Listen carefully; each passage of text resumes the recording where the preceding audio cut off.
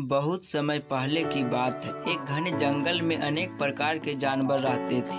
वहाँ हाथी, शेर, हिरण, बंदर और खरगोश जैसे कई जानवर मिलजुल कर रहते थे। यह जंगल बहुत सुंदर था, जहाँ चारों ओर हरियाली, पेड़ पौधे, नदियाँ बहती थी।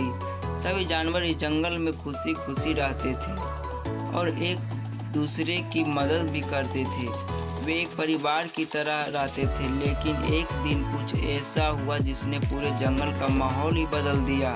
उस जंगल में एक लोमड़ी भी रहती थी जिसका नाम था चालुक। चालुक लोमड़ी बहुत चालुक और धूर्त थी। वह हमेशा दूसरों को बेवकूफ़ बनाकर अपने लिए फायदा उठाने की कोशिश करती थी, जबकि बाकी जानवर मेहनत और ईमानदारी से जीते थे। चालाकू हमेशा दूसरे को धोखा देने में लगी रहती थी। एक दिन चालाकू ने सोचा, अगर मैं जंगल का राजा बन जाऊं तो मुझे मेहनत नहीं करनी पड़ेगी। सारे जानवर मेरी बात मानेंगे और मैं आराम से अपनी जीवन बिताऊंगी। यह सोचकर उसने एक योजना बनाई।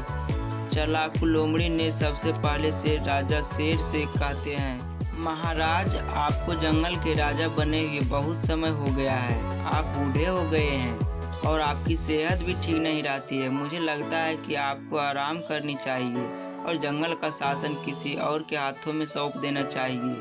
शेर ने लोमड़ी की बात सुनी और थोड़ी देर के बाद लिए सोचा, लेकिन वह समझदार था, इसलिए उसने कहा, मुझे तुम्हारी बात पर यकीन नहीं हो रहा है। चालाकू, तुम क्या चाहती हो? लोमड़ी ने चालाकी से कहा, महाराज, मैं सिर्फ आपकी भलाई चाहती हूँ। आप चाहे तो जंगल के सभी जानवर से पूछ सकते हैं। अगर वे माने कि आपको आराम की जरूरत है तो आपको भी मान लेना चाहिए। शेर को थोड़ी शंका हुई, लेकिन उसने सोचा कि जानवर की राय जानने में कोई हानि नहीं है। उसने जंगल के सभी जानवर को बुलाया और उनसे पूछा, क्या तुम सबको लगता है कि मुझे राजा के रूप में आराम करना चाहिए? सभा में सभी जानवर एकत्रित हुए।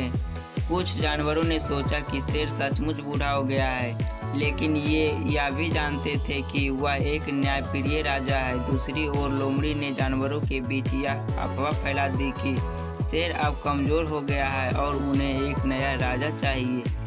इस पर सभी जानवर आपस में बातें करने लगे। खरगोश, जो हमेशा चतुराई और बुद्धि से काम लेता था, उसने सबकी बातें ध्यान से सुनी। उसे लोमड़ी पर पहले से ही शक था, इसलिए वह चुपचाप उसके हर कदम पर नजर रखने लगा। सभा में जब शेर ने पूछा, तो क्या तुम सब चाहते हो कि मैं अपना पद छोड़ दूं? तो चालाकी लोमड़ी ने तुरंत कहा, हाँ महाराज, आपको अब आराम की जरूरत है। मैं आपकी जगह लेने के लिए तैयार हूँ। कई जानवर ने लोमड़ी की बात का समर्थन किया, लेकिन खरगोश ने बीच में हस्तक्षेप किया और कहा, महाराज, हमें इस निर्णय को जल्द नहीं लेना चाहिए। क्यों ना हम जंगल के सभी जानवरों की राय लें और फिर कोई निर्णय करें। शेर को यह बात ठीक लगी और उसने फैसला किया कि अगले दिन सभी जानवर अपनी राय देंगे। अगले दिन जब सभी जानवर फिर से एकत्रित हुआ, तब खरगोश ने सभी से कहा, मैं एक सवाल पूछना चाहता हूँ। यदि लोमड़ी जंगल की रानी बन जाती है तो वह हमें क्या सुविधा देगी और वह शेर की तरह न्याय और सुरक्षा की जिम्मेदारी कैसे निभाएगी? चालाकू लोमड़ी यह सुनकर असहज हो गई।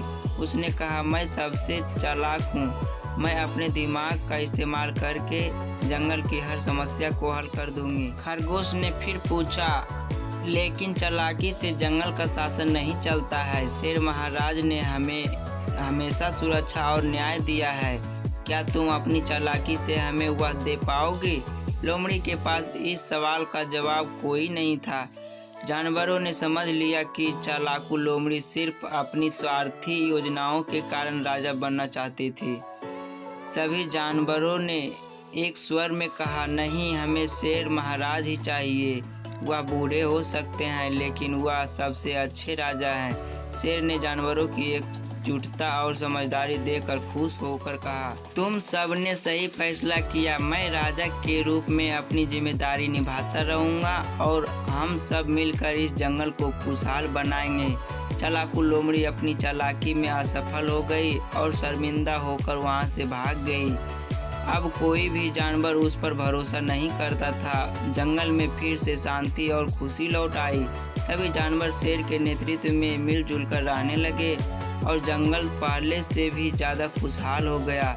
इस कहानी से हमें यह सीख मिलती है कि चालाकी और धोखे से कुछ समय के लिए सफलता पाई जा सकती है, लेकिन सच्ची सफलता और सम्मान पाने के लिए ईमानदारी, न्याय और समझदारी जरूरी है।